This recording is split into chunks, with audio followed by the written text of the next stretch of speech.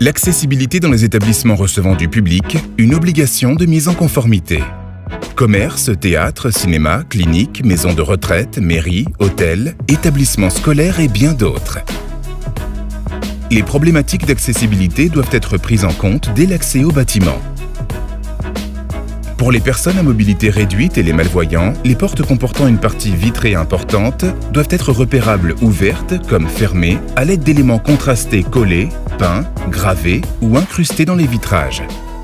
Lorsque les personnes à mobilité réduite se trouvent en présence d'une dénivellation, une borne d'appel est indispensable. Elle doit être située à proximité de la porte d'entrée, à une hauteur comprise entre 90 cm et 1,30 m et à plus de 40 cm d'un angle rentrant et émettre une lumière. L'appel sonore est reçu à l'intérieur et une personne peut sortir prêter assistance. Un plan incliné peut être aménagé sous forme de rampe d'accès amovible. Afin de le franchir et faciliter l'accès, la rampe devra respecter une pente inférieure à 10%. Cette rampe doit supporter obligatoirement 300 kg, être suffisamment large pour un fauteuil roulant, être non glissante, contrastée, opaque et avoir des bordures de sécurité. Qu'ils soient posés ou encastrés, les tapis situés devant les portes d'accès au bâtiment et dans les halls doivent présenter la dureté nécessaire pour ne pas gêner la progression d'un fauteuil roulant. Ils ne doivent pas créer de ressaut de plus de 2 cm. Pour les personnes aveugles ou malvoyantes, la problématique d'accessibilité doit également être prise en compte. Pour faciliter l'orientation, le cheminement est matérialisé par un rail de guidage et doit être visuellement et tactilement contrasté.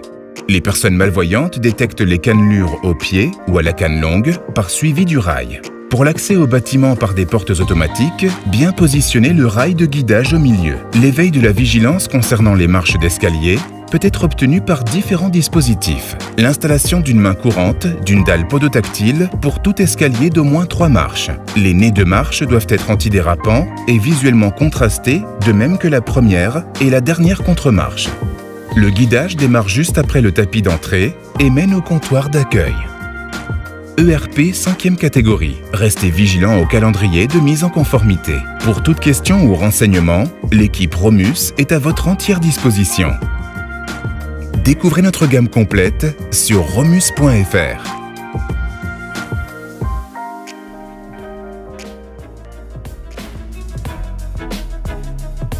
Pour faciliter l'orientation des personnes aveugles ou malvoyantes, le cheminement doit être visuellement ou tactilement contrasté, 70% de différence entre le fond et le cheminement. Les personnes aveugles ou malvoyantes détectent les cannelures au pied ou à la canne longue. Un espace vide de 70 cm par 70 cm leur signale plusieurs directions.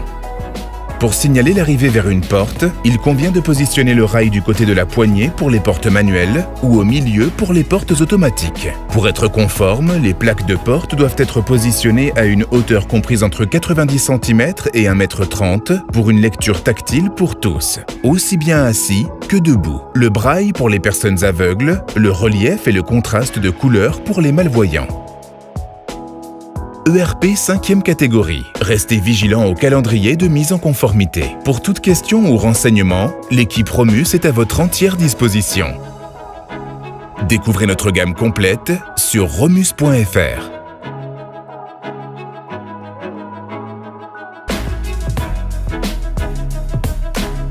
Pour la descente comme pour la montée des escaliers, plusieurs solutions s'offrent aux personnes aveugles ou malvoyantes pour éveiller leur vigilance. D'une façon générale, dirigez le rail podotactile vers les mains courantes de droite. Pour les escaliers montants et descendants à 2 volets, dirigez le rail vers la main courante du milieu qui doit être continue.